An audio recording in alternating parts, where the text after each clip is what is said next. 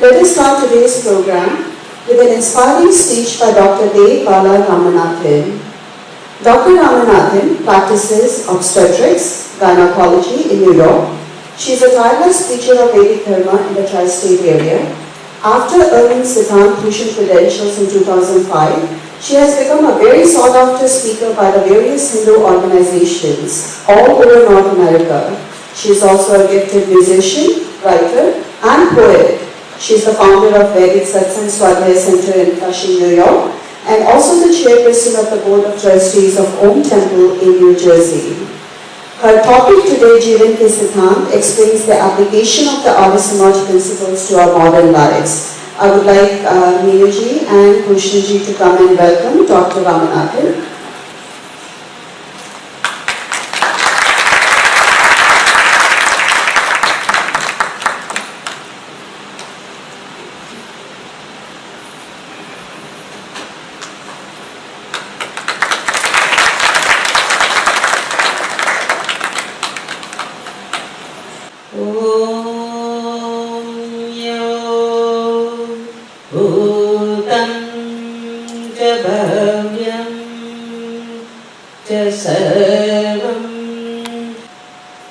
और आज का मानव ये समझता है कि ईश्वर का नाम, धर्म, योग, भक्ति ये सब एक आडंबर है और व्यर्थ इसके लिए समय गंवाना है। कारण उसका ये है कि मनुष्य ने माया को ही अपने जीवन का आधार मान लिया है और ये आधुनिकता का जो नशा चढ़ा हुआ है लोगों पर, उसकी भंवर में फंसकर अपने पैरों में लोगों ने ऐसी बेड़ियां बांध ली हैं कि उससे हटना अत्यंत मुश्किल है। लेकिन मानव के लिए गृहस्थी एक ऐसी चीज है जो कि जीवन का आधार है। इस गृहस्थ में रहकर ही मनुष्य ब्रह्म की प्राप्ति कर सकता है। तो गृहस्थ जो जीवन है, मनुस्मृति में गृहस्थ आश्रम के बारे में बहुत वर्णन किया है और कहा है कि भारत में जब तक वैदिक संस्कृति यौवन पर थी तब तक गृहस्थ आश्रम की गरिमा थी और वो सरकार था। कि क्या कारण है कि आज समाज, परिवार और माता पिता बड़े दुखी हैं बच्चों से, लेकिन ये भी तो सोचिए कि बच्चे भी बड़े दुखी हैं। तो कहाँ भूल हो गई है हमसे कि हम अपने बच्चों को अपनी निकटता का थोड़ा भी आभास नहीं दे पा रहे। मैं समझती हूँ सबसे पहली गलती हमारी ये है कि जब हम बच्चों से बात करते हैं तो हम कहते क्या हैं, मैंने अपने माता पिता की आज्ञा का पालन किया, जो वो कहती मैं करता था, समय पर स्कूल से चला आता था, कभी उनसे प्रश्न नहीं करता था, मंदिर दे रहे तो मंदिर चला जाता था इत्यादि। बड़े बड़े ठीक मारते हैं। किया क्यों? मूर्ख थे। किया? कभी पूछा? कुछ नहीं, हिम्मत ही नहीं हुई। आज की जो शिक्षा प्रणाली है बहुत खराब है। हमारी जो प्राचीन शिक्षा प्रणाली थी तो हम क्लास में बैठते थे तो उठ के हम कहते थे यस मैडम और यस सर और जो कुछ भी, और टीचर से हम नमस्ते करते थे। यहाँ तो पहला नाम लेते हैं, फर्स्ट नेम लेते हैं टीचर का, स्टूडेंट्स, उन्हें कोई इज्जत नहीं है अपने टीचर्स की। तो शिक्षा प्रणाली जो है वही गलत है। हमारे यहाँ 5 साल का बच्चा जब स्कूल जाता था, जिसको कहते थे वेदारंभ संस्कार, उस समय पिता कहता था कि अब तू इसे गर्भ में रख ले अपने टीचर से। गर्भ का अर्थ होता है यहाँ पर अपने आश्रम में, अपने स्कूल में भर्ती कर ले इसे। तो 3 रात वो उसको रखता था। 3 रात का अर्थ होता है प्राथमिक शिक्षा 1 रात, मध्यम शिक्षा 2 रात और उत्तम शिक्षा 3 रात। तो सारा श्रेय जो बच्चा जो बनता था उसका सारा श्रेय गुरु आचार्य पर जाता था। हमारे यहाँ ग्रेजुएशन पार्टी होती है, कॉन्वोकेशन होता है, उसको हमारे संस्कार का क्या नाम है? समावर्तन संस्कार। तो समावर्तन संस्कार के समय दीक्षांत, तैत्तिरीय उपनिषद में लिखा है कि गुरु दीक्षांत देते थे शिष्य को, और वो क्या 5-4 वाक्य क्या कहते थे? मातृदेवो भव, पितृदेवो भव, अतिथि देवो भव, आचार्य देवो भव। आज क्या करते हैं? तेरी गर्लफ्रेंड है, हैं? अब कहाँ वेकेशन में जाएगा तू? इस तरह की अश्लील बातें सिखाई जाती हैं एक 16 साल की लड़की और एक 16 साल के लड़के को, तो उससे क्या आचरण होगा? तो आज की जो शिक्षा है वो क्या शिक्षा है? बच्चों को तार्किक विद्या सिखाती है, तर्क सिखाती है, धनोपार्जन के तरीका सिखाती है, लेकिन धनोपार्जन के संग संग यानी आजीविका के संग संग अगर आचरण नहीं होगा तो मनुष्य का व्यक्तित्व जो है वो किसी भी प्रकार सुधर नहीं सकता। आप कितनी भी शिक्षा दे लो। मेरा बेटा मालूम क्या बोलता था, एक तो उसने मुझसे कहा कि माँ, मुझे लगता है कि सारी भारतीय जो माताएं हैं वो एक ही स्कूल में गई थी। मैंने कहा कैसे? बोले जिसके यहाँ जाता हूँ वो कहती हैं तूने खाना खाया, तू माँ की बात सुनता है, अच्छी तरह पढ़ता है, तेरी कोई गर्लफ्रेंड तो नहीं है, हैं? इस तरह की। और अमेरिकन घर में जाता हूँ तो बड़े evening on Friday, don't you anything better to do? You still live with your mother? I mean you see the whole trend is so different. So however much you may try, but you are not going to succeed unless you start from the very birth onwards, where you should be singing the glory of Gayatri Mantra. अगर आप बच्चे को सुलाती हो या बच्चे को जगाती हो तो गायत्री मंत्र का उच्चारण करो, कुछ न कुछ तो धनक उस बच्चे के कानों में जाएगी। अरे मैं जानना चाहती हूँ कि माता के गर्भ से, माता की लोरी से, माता के आंचल से, माता की गोद से और माता के उपदेशों से हमने क्या क्या नहीं प्राप्त किया है।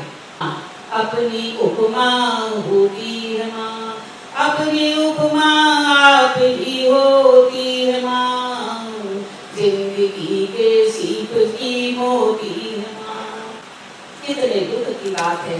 तो सारा जो कारण है मैं समझती हूँ, जितना मैंने थोड़ा अध्ययन किया है, कि जब तक हमारी तरफ से प्रयास नहीं होगा, गर्भ के बाद यानी जन्म के बाद से मैं अपने बच्चे को बताती हूँ कि वो स्कूल से आता था तो अपना स्कूल वर्क करता, तो मैं उससे कहती दीपक मेरा भी तो तू होमवर्क कर। बोलता कौन सा? हर दिन प्रतिदिन मैं उसको गीता का एक श्लोक पढ़ाती थी। 700 श्लोक है गीता में, तो ये मेरा होमवर्क होता था रोज शाम को। और यहाँ तक कि उसको ऐसा नशा चढ़ गया कि जिस दिन मैं उसको नहीं पढ़ा पाती थी, because I am an obstetrician, I am day and night I am on call, for I am at the disposal of my patients। तो अगर न भी कर पाती थी तो लड़का बोलता था मेरा बेटा कि माँ आपने कल तो मेरा आप होमवर्क ही नहीं दिया अपना, तो मैं उसको 2 श्लोक पढ़ा देती थी।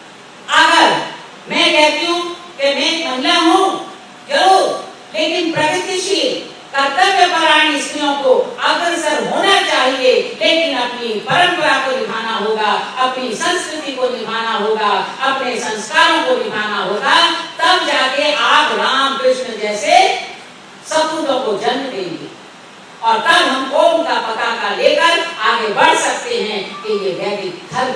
आज का अर्थ प्रधान भौतिकवाद, उपभोक्तावादी वैज्ञानिक युग में कोई भी व्यक्ति किसी भी वस्तु को, किसी भी शिक्षा को स्वीकार करने के लिए तब तैयार होता है जब आप उसको वैज्ञानिक कसौटी पर और प्रत्यक्ष प्रमाण के रूप पर वो खरी उतरे और उससे उसका कुछ लाभ हो, तब वो मानते हैं, नहीं तो नहीं मानते। आप कह दो चरण छू ले, अरे वो बोलता क्यों मैं तो चरण क्यों छू? ये कैसी प्रथा है भाई भारत में कि चरण छुओ? तो इसका भी एक वैज्ञानिक कारण है क्या कारण है मैं आपको बताना चाहती हूँ, पता नहीं कितने बच्चे में देख रही हूँ, लेकिन वैज्ञानिक कारण ये है, कम से कम माता पिता अपने बच्चों को बता सकते हैं कि इसका वैज्ञानिक कारण ये है, इसमें चुंबकीय शक्ति है और इसमें विद्युतीय ऊर्जा की शक्ति है और तीसरा इसमें तत्व ज्ञान की प्राप्ति है। ये 3 चीजें मिलती हैं चरण स्पर्श से। किसी ने मुझसे कहा, डॉक्टर साहिबा ये क्या बात है कि आंख पे चश्मा आ जाता है, कान से कम सुनाई देता है और कमर झुकने लगती है बुढ़ापे में, ये सब क्यों करता है ईश्वर? मैंने कहा इसलिए कि ना पूरी जिंदगी भर तो सिनेमा देखते रहे, अश्लील चीजें देखते रहे, आंखों से कहता अब तू मुझे देख, तो मेरी आंखों की रोशनी कम कर देता है। बहुत सुन लिया, मेरी सुन, बहुत खा लिया, दांत भी क्या नाम है निकलने लगते हैं और इतना झुका देता है कि तुम सीधे नहीं हो सकते। तो आज मैं संक्षेप में कुछ ऐसे 10 सुनहरे सिद्धांतों के बारे में जो कि अनमोल हैं, उनको जीवन में अपनाने से हमारा और हमारे बच्चों का कितना कल्याण हो सकता है, मैंने सोचा कि थोड़ा संक्षेप में इसको संकीर्णता से आपके सामने रख सकूं। पहला सिद्धांत है उत्तम देवालय परमात्मा के बनाओ। दूसरा सिद्धांत स्वयं को समझो और स्वयं से प्रेम करो। तीसरा सिद्धांत मानवता से प्रेम करो, घृणा मत करो। चौथा सिद्धांत संसार को स्वीकारो, यानी बी ऑप्टिमिस्टिक, आशावादी बनो। पांचवा सिद्धांत परमात्मा की रजा में राजी रहो, तभी तुम्हें सुख, शांति और संपदा मिलेगी। छठवां, अपने जीवन में 10 स को अपनाओ, सेवा, संयम, साधना, सत्संग, संस्कार, समरसता, संतोष और समर्पण। सातवां, कि सदा धर्म पर चलो।